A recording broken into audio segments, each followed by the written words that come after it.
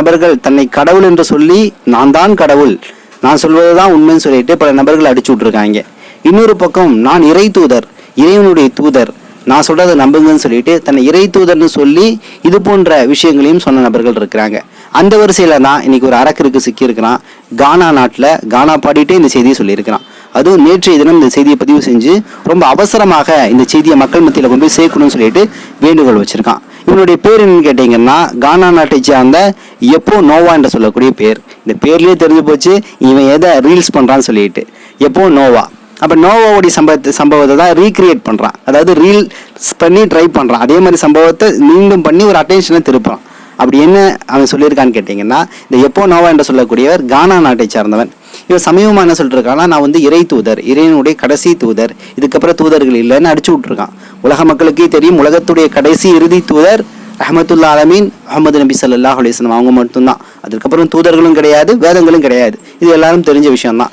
நபி ஸல்லல்லாஹு அலைஹி வஸல்லம் அவங்களுக்கு முன்னாடி வந்த வலிமையான தூதர் யாருன்னா ஈசா அலைஹிஸ்ஸலாம். ஈசா நபிக்கு முன்னாடி வந்தது மூசா அலைஹிஸ்ஸலாம். கிட்டத்தட்ட 1,24,000 இறை தூதர்கள் இந்த உலகத்துக்கு வந்திருக்காங்க. குர்ஆன்ல 25 நபிமார்களை பத்தி இறைவன் தெளிவா சொல்றான். ஸோ இந்த 25 நபிமார்களுக்கும் பல்வேறு கராமத்துகள் அற்புதங்களை செய்யக்கூடிய விஷயங்களும் அவன் சொல்லி கொடுத்தான். ஸோ அந்த வரிசையில் நபி ஸல்லல்லாஹு அலைஹி வஸல்லம் வாழ்ந்த காலகட்டத்திலே தன்னை இறை தூதர்னு சொல்லிட்டு பல நபர்கள் வந்து என்ன சொன்னாங்க, அதுக்கு வந்து உரிமை கோரிட்டு இருந்தாங்க. அது நபி ஸல்லல்லாஹு அலைஹி வஸல்லம் அடையாளம் கண்டு அவனை அப்புறமும் படுத்தினாங்க. சமீபமாக இன்னைக்கு பல்வேறு நபர் மிர்ஷாப் குலாம்னு சொல்லுவாங்க, இவன் தன்னை இறை தூதர்னு சொன்னான். இதுமாதிரி பல நபர்கள் இறை தூதர்னு சொல்லிட்டு இருப்பாங்க, கடவுள்னு தன்னை சொல்லிக்குவாங்க.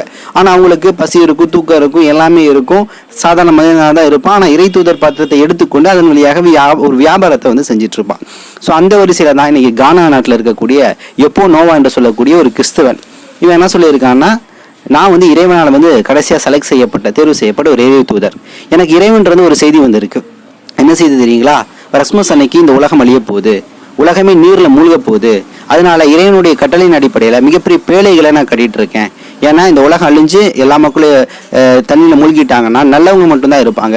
ஸோ அந்த நல்லவங்களை ஏற்றிட்டு வேற இடத்துக்கு போய் சொல்லி ஒரு 8 பேழைகள் 8 கப்பலை கட்ட சொல்லி இறைவன் என்கிட்ட வந்து உத்தரவிட்டு இருக்கான் அப்படின்னு சொல்லிட்டு இந்த லூசு பையன் கப்பலே கட்டிட்டான்.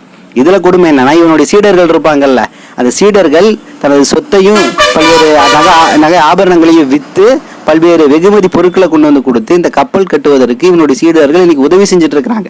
அதுல கிட்டத்தட்ட 2-3 கப்பலை கட்டிட்டான் அப்படின்னு சொல்லக்கூடிய செய்தி தான் வந்துருக்கு. ஸோ இந்த எப்போ நோவா வந்து ரொம்ப சீரியஸாக இறங்கிட்டான். நான் கப்பலை கட்டியது கிறிஸ்மஸ் அன்னைக்கு இந்த உலகம் அழியதான் போகுது, இதை நீங்க பார்க்க தான் போறீங்கன்னு சொல்லிட்டு இன்னைக்கு பெரிய அளவில் இந்த செய்தி பரப்பிட்டு இருக்கான். அப்ப இந்த செய்தி உண்மையான்னு கேட்டீங்கன்னா 100% பொய். ஏன் பொய்ன்னு சொல்றேன்னு கேட்டீங்கன்னா, பல காலகட்டங்களில் தன்னை இறை தூதர் என்று சொன்ன நபர்கள் பல நபர்கள் இருக்கிறாங்க. அதெல்லாம் பொய்யும் சொல்லிட்டு நிரூபிக்கப்பட்டிருக்கு.